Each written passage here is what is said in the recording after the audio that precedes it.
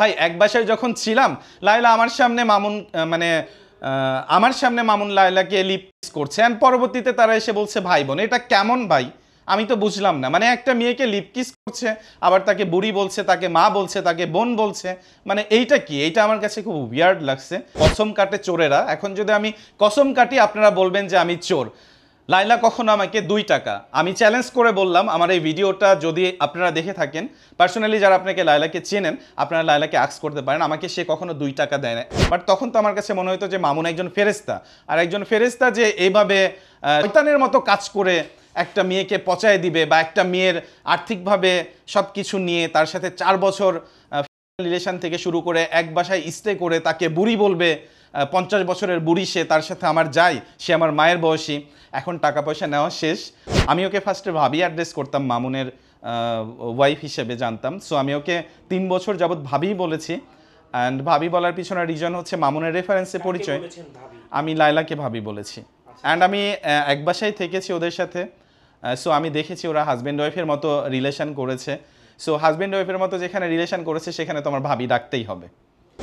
বিয়ে তো অবশ্যই কাজী অফিসে হয়েছিল, এটা সত্য ঘটনা, এটা অস্বীকার করার কিছু নেই। বিয়ে হয়েছিল, বাট এখন আমি আরেকটু অ্যাড করতে চাই, ব্যক্তিগত জীবনে মামুনের সাথে আমার কোনো লেনদেন নেই, অ্যান্ড ব্যক্তিগত জীবনে মামুনের সঙ্গে আমার কোনো শত্রুতাও নেই, first of all. And second of all হচ্ছে যে বিয়ে হয়েছে এটা তো আমরা সবাই জানি, আপনারা গণমাধ্যমও জানেন, বিশেষ করে আমি ওখানে ছিলাম। সো বিয়ে হয়েছে এটা অস্বীকার করার কিছু নেই, বাট নিজের অপরাধকে হিডেন করার জন্য বা নিজের অপরাধ থেকে মুক্তি পাওয়ার জন্য আসলে বিষয়গুলোকে ধামাচাপা দিয়ে, বা এমনও হইতে পারে যে এখন যে কাগজগুলোকে বলা হচ্ছে যে ফেক কাগজ, এই কাগজগুলোকে তারা টাকা পয়সা দিয়ে বা কোনোভাবে সামহাও এটাকে ধামাচাপা দেওয়ার চেষ্টা করছে, এর চেয়ে বেশি কিছু না। বাট বিয়ে হয়েছিল এটা তো 100% ট্রু। আসলে আমি সবসময় সোশ্যাল মিডিয়াতে সবাই আমাকে জানে যে আমি সবসময় লিগেল কথাগুলো বলি, যেটা সত্য সেটা হতে পারে মামুনের বিষয়ে, সেটা হতে পারে লায়লার বিষয়ে। বাট আমি যখন ওদের সাথে চলাফেরা করেছি, দেন আমার কাছে মনে হয়েছে যে মামুনের অনেক কিছুই লোক দেখানো। হ্যাঁ, আমার কাছে মনে হয়েছে যে ও সমাজে ভালো সাজার জন্য জাস্ট টাইপ অফ অ্যাক্টিং করে। বাট লায়লার সাথে আমি যখন ক্লোজলি মিশেছি তখন আমার কাছে মনে হয়েছে যে মেয়েটা যেটা বলে সেটা অথেন্টিক অ্যান্ড সে সত্যের পথে আছে। আর মামুন এই জিনিসগুলোকে হিডেন করে একটা সত্যকে মিথ্যে বানায় মানুষের সামনে এমনভাবে সে ভালো প্রেজেন্ট করতে চায়, যেটা দেখে অনেকে পাবলিক সিম্প্যাথি দেখায়, তাকে বলবে যে হ্যাঁ মামুন ঠিক, মামুন রাইট, লায়লা হচ্ছে রং ছিল, এইটা আর কি। আর যখন থেকে আমি দেখেছি যে লায়লার ভিতরে সত্যতা বেশি কাজ করে, তখন থেকে আমার কাছে মনে হয়েছে যে ভাই হিসেবে আমি ওকে ফার্স্টে ভাবি অ্যাড্রেস করতাম, মামুনের ওয়াইফ হিসেবে জানতাম। সো আমি ওকে 3 বছর যাবৎ ভাবিই বলেছি।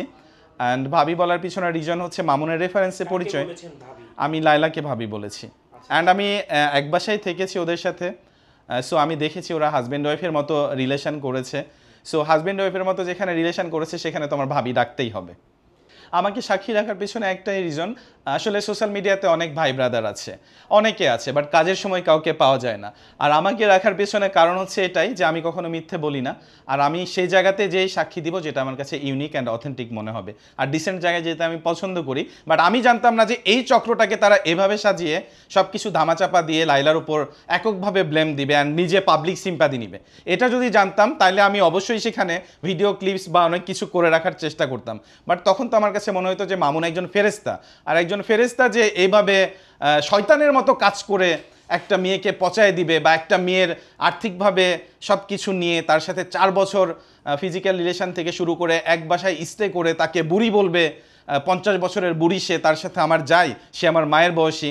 এখন টাকা পয়সা নেওয়া শেষ, বা আমাদের স্বার্থ যখন শেষ হয়ে যায় তখন আমরা মানুষকে বুড়ি বলি, বিভিন্ন এলিগেশন তার বিরুদ্ধে দাঁড় করাই। এটাই হয়েছে। এটা আমি আসলে আমার সন্তানকে সবচেয়ে বেশি ভালোবাসি। আর কসম কাটে চোরেরা। এখন যদি আমি কসম কাটি আপনারা বলবেন যে আমি চোর।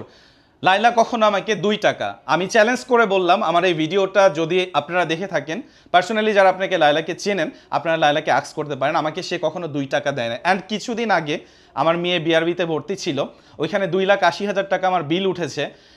আমি চাইলে, ইচ্ছে করলে হয়তো চাইলে লায়লা আমাকে দিত, আমি তাকে বলার প্রয়োজনে মনে করি নাই, কারণ তাকে আমি বোনের চোখে দেখি, তার সাথে আমার কোনো আর্থিক লেনদেন বা কোনো কিছুর জন্য মিশতে হবে, নট লাইক দ্যাট। আমি জাস্ট ভালোবেসে তার পাশে থাকতে চাই, যে সে আমার বোন, বোনের পাশে আমার দাঁড়ানো উচিত, nothing more than that. Social মিডিয়াতে সরে যাওয়ার পেছনে কারণ ছিল বিকজ হচ্ছে আপনি একটা মেয়েকে বিয়ে করেছেন, আর কাগজটা দেখা যায় কি যে এইটা জাস্ট একটা ডকুমেন্টস। হ্যাঁ, আসলে মনের মিলটাই সবচাইতে বড়। তো লায়লা যে মামুনকে ভালোবেসেছে এই জিনিসটা কিন্তু আমি কাছ থেকে দেখেছি। আর যদি নাই দেখতাম ভাই, এক বাসায় যখন ছিলাম, লায়লা আমার সামনে মামুন আমার সামনে মামুন লায়লাকে লিপ কিস করছে, অ্যান্ড পরবর্তীতে তারা এসে বলছে ভাই বোন। এটা কেমন ভাই? আমি তো বুঝলাম না। মানে একটা মেয়েকে লিপ কিস করছে, আবার তাকে বুড়ি বলছে, তাকে মা বলছে, তাকে বোন বলছে। মানে এইটা কি? এইটা আমার কাছে খুব উইয়ার্ড লাগছে। দ্যাটস ওয়াই আমার অনেক কিছু বলতে বাধ্য হইতে হয়েছে, অ্যান্ড মিডিয়াতে দেখাইতে আমি বাধ্য হয়েছি।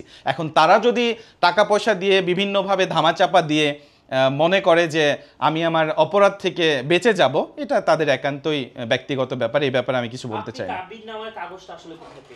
কাবিননামার কাগজ আমি যেভাবেই হোক আমি পেয়েছি, এটা কালেক্ট করেছি, আমি পেয়েছি। অনেকে বলছেন যে আসলে এটা নকল কিংবা মিথ্যা বানিয়েছেন। আসলে কাগজ নকল করা যায়, বাট আমি মিথ্যে বানাই না। আমি যেটা পেয়েছি সেটা অরিজিনালি ছিল।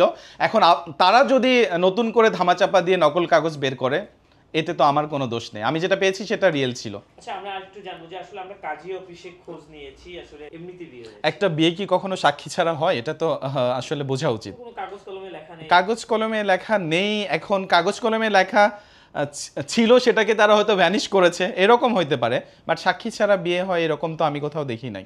কিন্তু আপনার কাছে যে কাগজটা, সেটা তো ভ্যানিশ হওয়ার কথা না। আমার কাছে কাগজ তো ভ্যানিশ হওয়ার কথা না, এই জন্য তো আমি পাবলিশ করেছিলাম। অ্যান্ড পাবলিশ করার পর তো আমি অনেক থ্রেটেরও সম্মুখীন হয়েছি। হ্যাঁ, আমাকে হোয়াটসঅ্যাপে মামুন কয়েকবার কল করেছিল, যে মামুন প্রয়োজন ছাড়া, মামুনের আসলে ক্যারেক্টারটাই এরকম, ব্যক্তিগত জীবনে যারা পার্সোনালি ওকে চেনে, ও আসলে স্বার্থ ছাড়া কখনোই কাউকে নক দেয় না। যখন তার প্রয়োজন হয় সে তাকে নক দিবে। তো অ্যাট দ্য সেম টাইম আমাকে মামুন নক করেছিল, 3-4 বার কল করেছিল রাত 1টা। দেন আমি ওই সময় ফোনটা স্কিপ করেছি। পরে সে মেসেজে আমাকে বলছে যে ফোন ধর, হেন তেন। অ্যান্ড সে যে স্ল্যাং ল্যাঙ্গুয়েজগুলো ইউজ করেছে, ওর যে একটা অরিজিনাল ক্যারেক্টার আছে, যারা অডিয়েন্স তারা জানে না।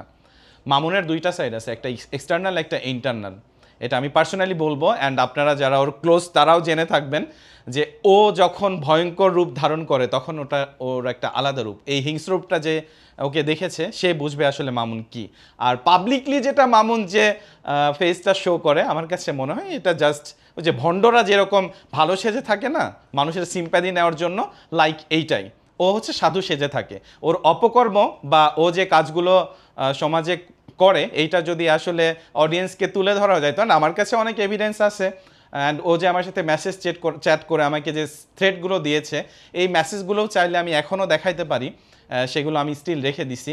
সে আমাকে মারার হুমকি, আমাকে দেখে নিবে, অ্যান্ড আমার যাই হোক নোংরা ভাষায় সে অনেক বাজে বাজে কথা বলছিল।